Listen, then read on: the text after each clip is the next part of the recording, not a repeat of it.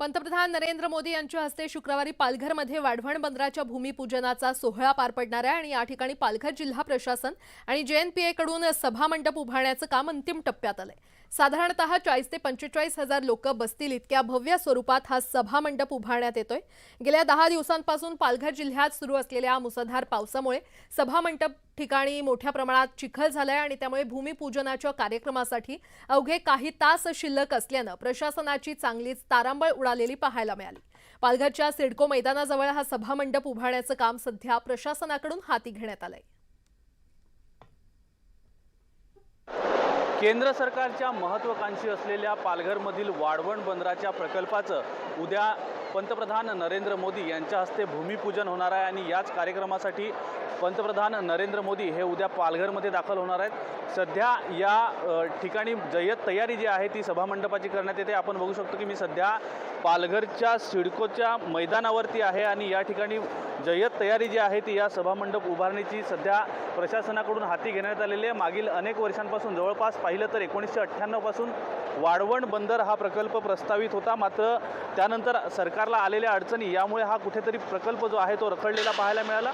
सध्या या प्रकल्पाचं काम जे आहे ते सध्या सुरू करण्यात येणार आहे आणि यासाठीच उद्या पंतप्रधान नरेंद्र मोदी यांच्या हस्ते या प्रकल्पाचं भूमिपूजन जे आहे ते करण्यात येणार आहे। आपण बघू शकतो की सध्या सभामंडपाचं काम जे आहे ते अंतिम टप्प्यात आलेलं असलं तरीसुद्धा पालघर जिल्ह्यात मागील 10 दिवसांपासून जो मुसळधार पाऊस पडतोय त्याच्यामुळे हा सभामंडप उभारताना प्रशासनाची चांगलीच दमछाक झालेली पाहायला मिळते, कारण की या मैदानावर मोठ्या प्रमाणावर चिखल जो आहे तो पडलेला आहे आणि त्याच्यामुळे या संपूर्ण मैदानाला टेबल टाकण्याचं काम जे आहे ते सध्या प्रशासनाकडून हाती घेण्यात आलेलं आहे। एकूणच आपण पाहिलं तर उद्या पंतप्रधान नरेंद्र मोदी यांच्यासह राज्याचे राज्यपाल तसंच मुख्यमंत्री एकनाथ शिंदे यांच्यासह दोन्ही उपमुख्यमंत्री आणि केंद्रातील आणि राज्यातील बडे मंत्री जे आहेत ते या ठिकाणी उपस्थित राहणार आहेत आणि त्याच्यामुळे मोठ्या प्रमाणावर पोलीस फौजफाटा जो आहे तो सुद्धा तैनात करण्यात आलेला आहे। कोकण परिक्षेत्रातून जवळपास 5000पेक्षाही अधिक पोलीस कर्मचारी आणि अधिकारी जे आहेत ते आपल्याला पालघरमध्ये दाखल झालेले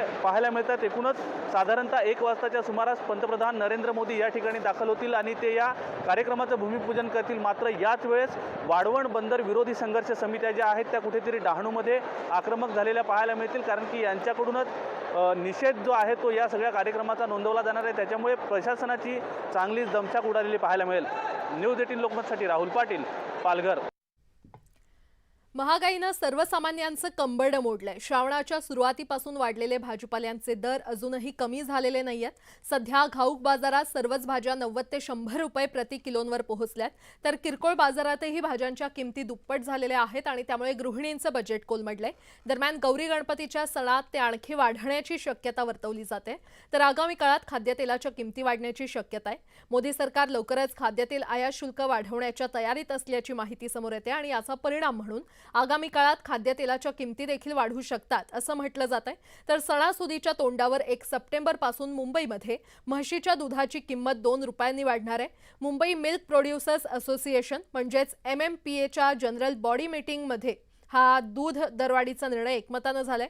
त्यामुळे आता अन्य दुधाच्या आणि दुग्धजन्य पदार्थांच्या दरवाढीची देखील शक्यता वर्तवली जाते।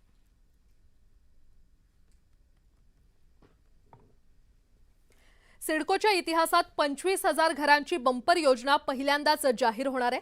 सिडकोने मागील 7 वर्षात विविध घटकांसाठी 25,000पेक्षा अधिक घरांची निर्मिती केलेली आहे, तर पुढील 4 वर्षात 4 टप्प्यात आणखी 67,000 घरं बांधण्याचं नियोजन केलंय। त्यातील 41,000 घरांचं बांधकाम प्रगतीपथावर आहे। त्यापैकी विधानसभा निवडणुकीची आचारसंहिता लागू होण्यापूर्वी 25,000 घरं सिडको विक्रीस आणणार आहे। जुईनगर, खारघर, कामोठे, मानसरोवर, करंजाडे, कळंबोली आणि आदी नोडमध्ये गृहप्रकल्पांची बांधकामं सुरू आहेत आणि विशेष म्हणजे या घरांसाठी बुक माय सिडको होम अर्थात निवडा तुमच्या आवडीचं घर या नवीन संकल्पनेचा अवलंब करण्याची योजना आहे। या अंतर्गत ग्राहकांना प्रथम येणाऱ्यास प्राधान्य या तत्वावर त्यांच्या पसंतीचं घर उपलब्ध करून दिलं जाईल। ही संपूर्ण प्रक्रिया ऑनलाईन असणार आहे।